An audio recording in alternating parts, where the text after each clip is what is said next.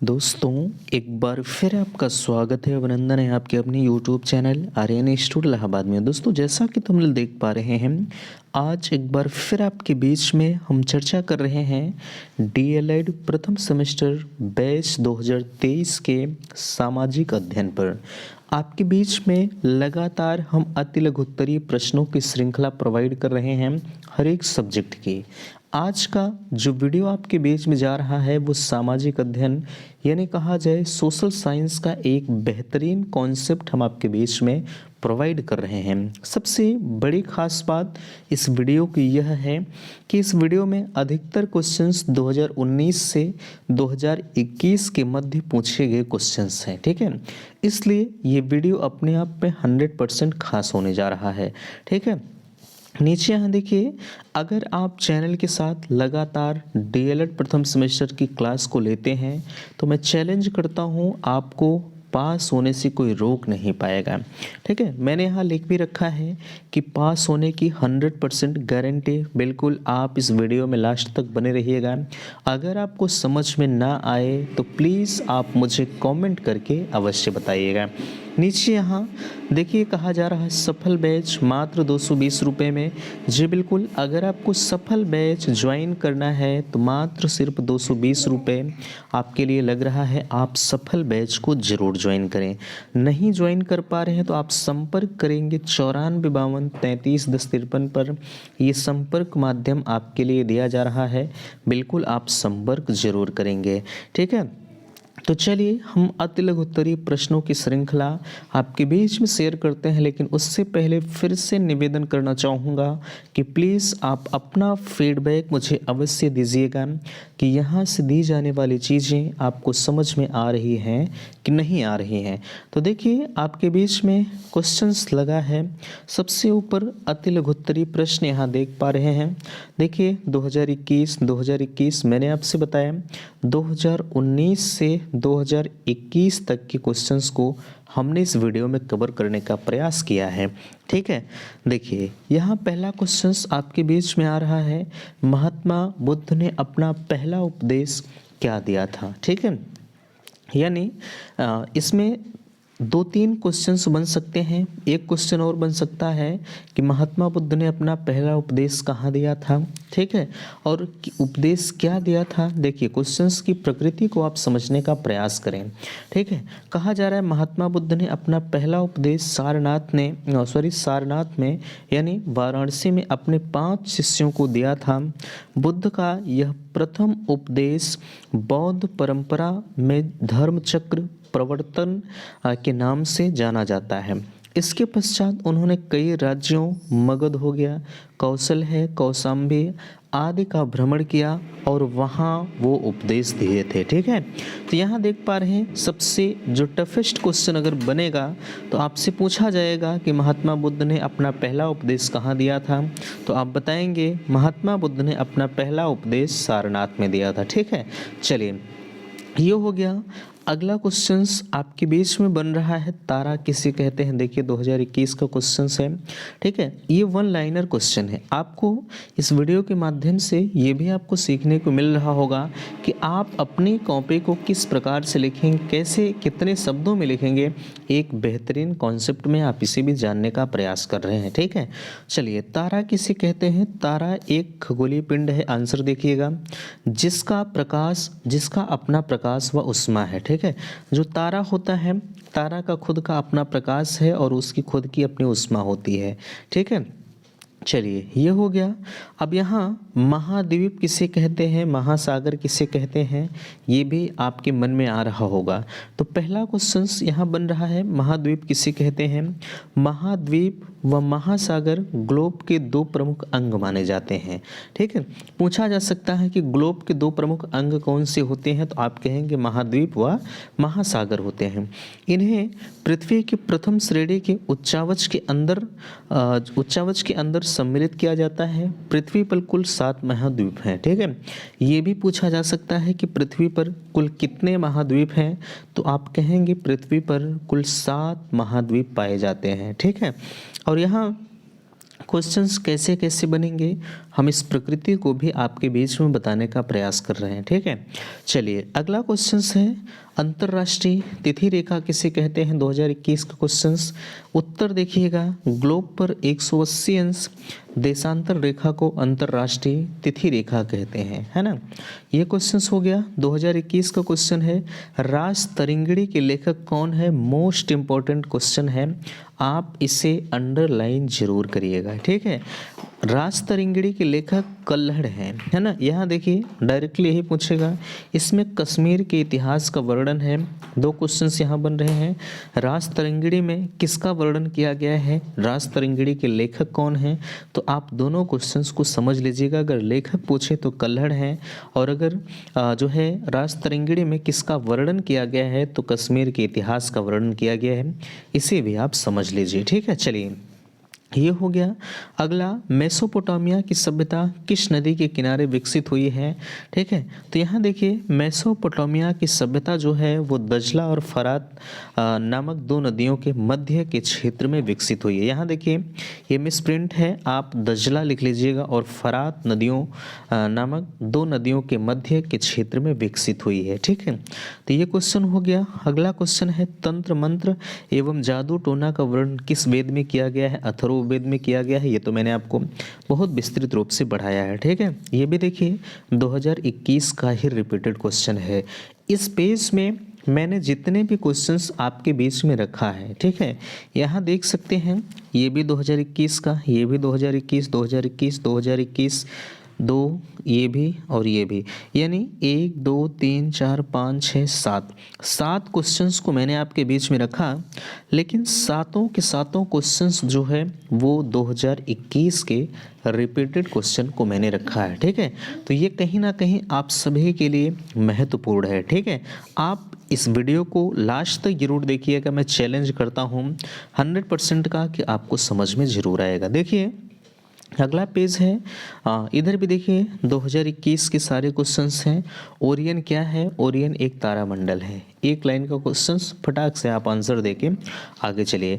महावीर स्वामी के बचपन का नाम क्या था, इनके बचपन का नाम सिद्धार्थ था। ठीक है, ऐसे नहीं लिखेंगे, यहाँ आप लिखेंगे महावीर स्वामी के बचपन का नाम क्या था, क्वेश्चंस है तो आप आंसर डालकर लिखेंगे कि महावीर स्वामी के बचपन का नाम सिद्धार्थ था। ठीक है, अब अमेजन नदी किस महाद्वीप में स्थित है, तो दक्षिण अमेरिका महाद्वीप में अमेजन नदी स्थित है। ठीक है, चलिए ये हो गया। अगला क्वेश्चन बन रहा है, नगर निगम के अध्यक्ष को क्या कहा जाता है, महापौर या मेयर कहा जाता है। ये तो काफ़ी ट्रेंडिंग क्वेश्चन है, अगर आप नगर निगम के क्षेत्र से बिलोंग करते होंगे तो बिल्कुल ये चीज़ें आपको पता होंगे। ठीक है, चलिए अगला है, कहा जा रहा है किस बौद्ध ग्रंथ में 16 महाजनपदों का उल्लेख किया गया है। तो यहाँ इस उत्तर देखिए 16 महाजनपद को मैंने आपको पढ़ाया है। ठीक है, तो 16 महाजनपद कौन कौन से हैं इसके बारे में भी आप जानने के लिए आप जो है जब लघुत्तरीय क्वेश्चनों की श्रृंखला चलेगी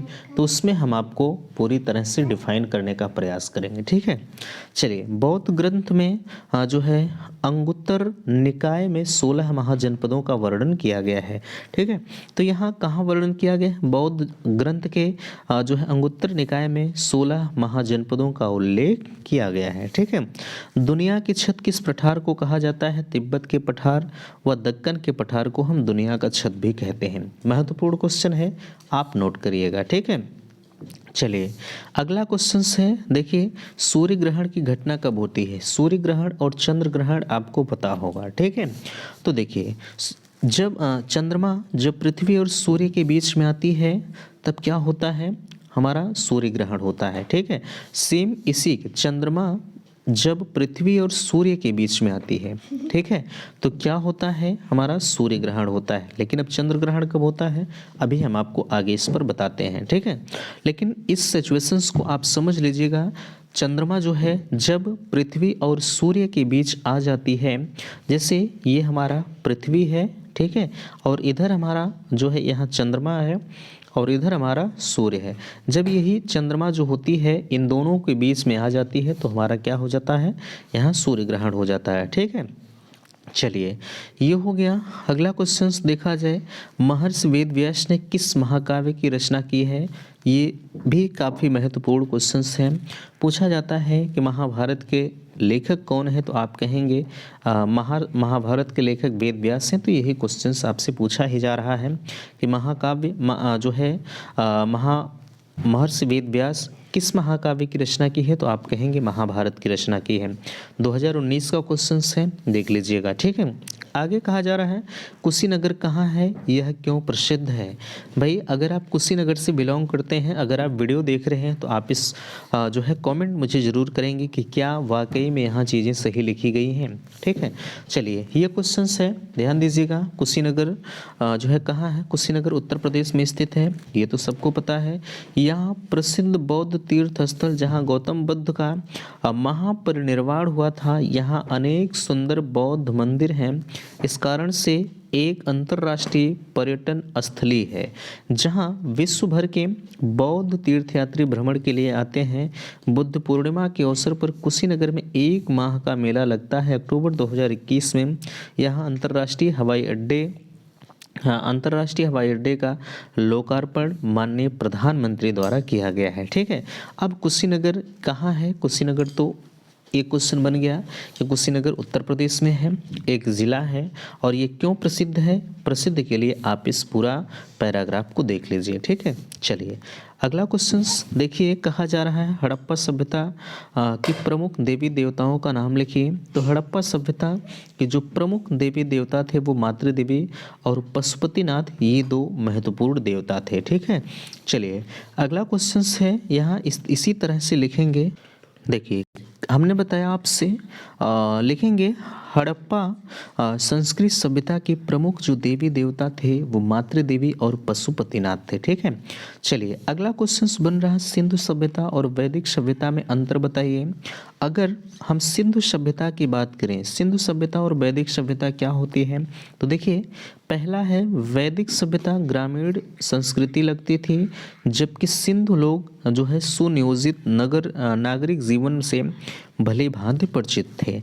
अगला है वैदिक सभ्यता में गाय का विशेष जो है प्रकार से आदर करते थे, जबकि सिंधु सभ्यता में गाय की अपेक्षा बैलों को अधिक महत्व दिया जाता था। ठीक है, चलिए अगला क्वेश्चन है वैदिक सभ्यता में मूर्ति पूजा नहीं होती थी। ठीक है, कहा जा रहा है वैदिक सभ्यता में मूर्ति पूजा नहीं होती थी, जबकि सिंधु सभ्यता में लोग मूर्ति पूजा करते थे। ठीक है, ये क्वेश्चन हो गया, ये भी महत्वपूर्ण है। ये आपसे लघुत्तरी क्वेश्चन में पूछा जा सकता है, लेकिन ये तो अति लघुत्तरी में दे दिया गया है। ठीक है, तो देखिए कहा जा रहा है सिंधु सभ्यता और वैदिक सभ्यता में अंतर क्या है, तो आप पहला, दूसरा, तीसरा इन तीनों चीज़ों को देख लीजिएगा, 100% आपको नंबर इस पर मिलेगा। ठीक है, चलिए अगला क्वेश्चन है 6वीं शताब्दी ईसा पूर्व भारत में कुल कितने महाजनपद थे, तो आप कहेंगे 6वीं शताब्दी ईसा पूर्व में कुल भारत में जो है कुल 16 महाजनपद थे। 16 महाजनपदों का वर्णन मैंने अपने लेक्चर के माध्यम से किया है, अगर आपने उसे नहीं देखा है तो बिल्कुल आप जो है देख लीजिएगा। ठीक है, चलिए ये हो गया। अगला क्वेश्चन अगर हम कहें आपसे, समझिएगा जैन धर्म के प्रवर्तक कौन थे, तो अगर हम जैन धर्म के प्रवर्तक को कहें तो जैन धर्म के प्रवर्तक वर्धमान यानी महावीर स्वामी थे। 2019 का रिपीटेड क्वेश्चन।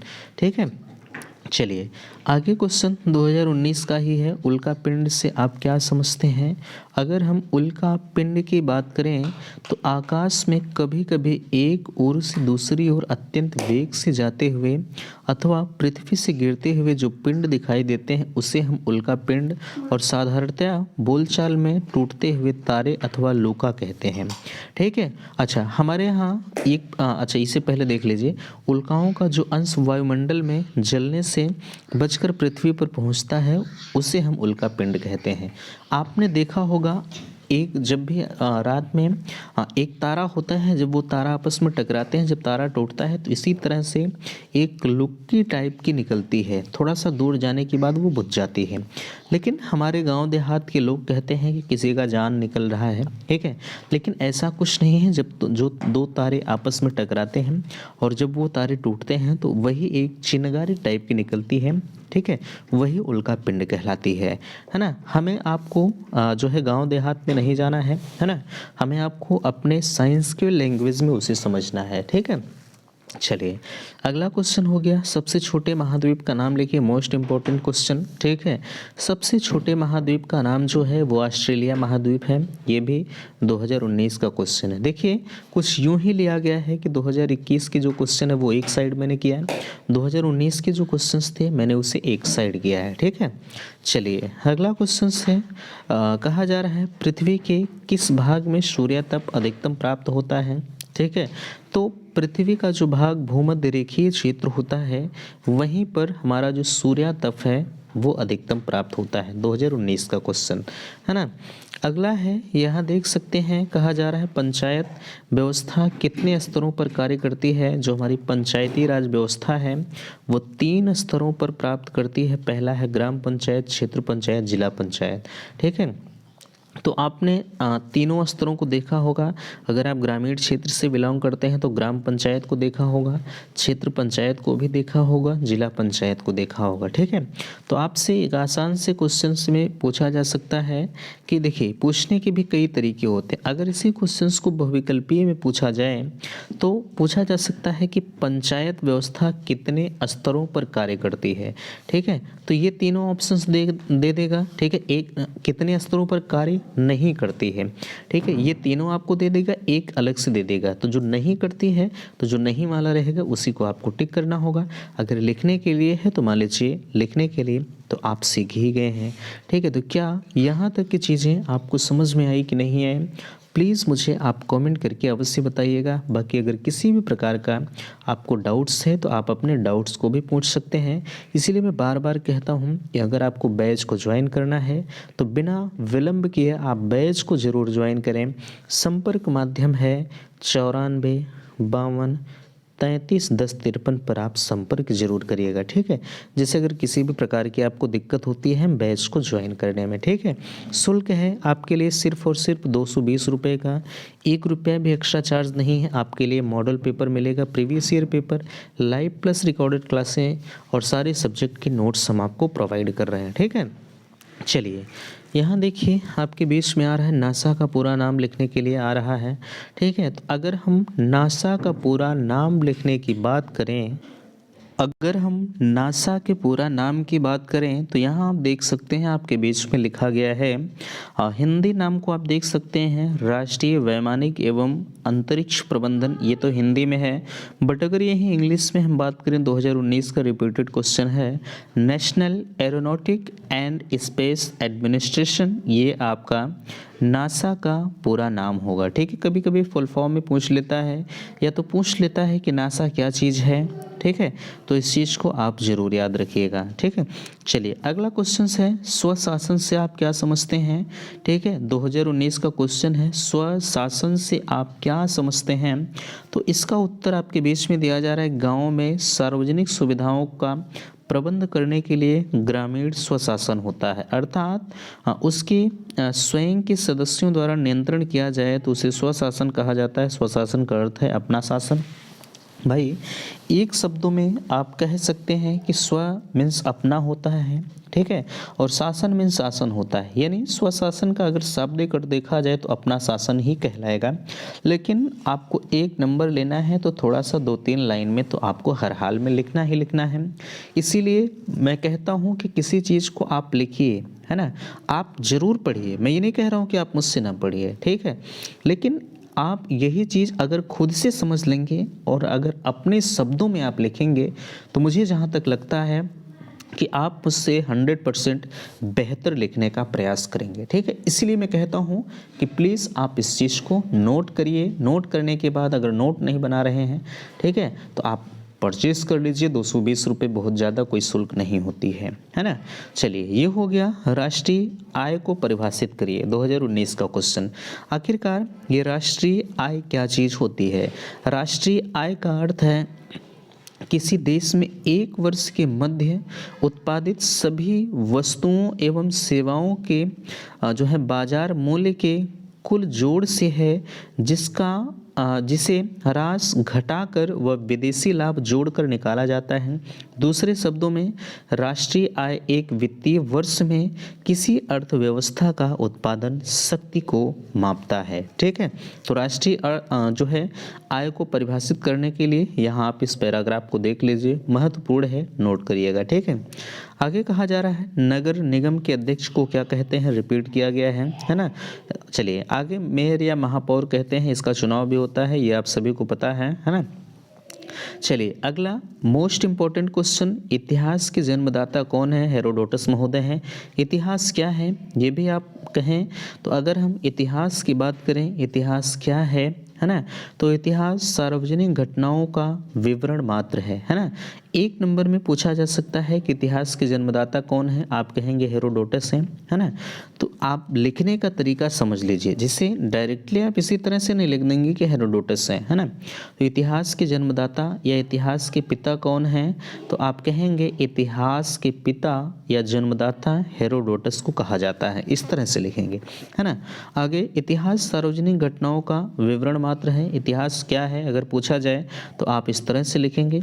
चलिए यहाँ अगला क्वेश्चन बन रहा है, इतिहास जानने के साधनों का नामोल्लेख कीजिए। भाई इतिहास आप कैसे जानेंगे, अनैतिहासिक ग्रंथ है, ऐतिहासिक ग्रंथ है, पुरातत्व संबंधी सामग्री और विदेशी यात्रियों एवं लेखकों का विवरण इतिहास जानने के प्रमुख साधनों के नामोल्लेख के अंतर्गत आता है। ठीक है, चलिए अगला ऐतिहासिक ग्रंथ कितने हैं। ऐतिहासिक ग्रंथ जो आपके हैं वो वैदिक साहित्य हो गया, बौद्ध साहित्य हो गया और जैन साहित्य हो गया, ये आपके प्रमुख ऐतिहासिक ग्रंथ के अंतर्गत आते हैं। ठीक है, तो हमें जहाँ तक लगता है आज इस वीडियो के माध्यम से आपके द्वारा जो भी डाउट्स रहे होंगे इतिहास के, जितने भी क्वेश्चंस हमने आपको बताया है, आप 100% इस क्वेश्चन से सेटिस्फाई होंगे। बाकी अगर किसी भी प्रकार का आपको डाउट्स हो रहा है बाबू, तो बिल्कुल आप दिए गए नंबर पर संपर्क कर सकते हैं।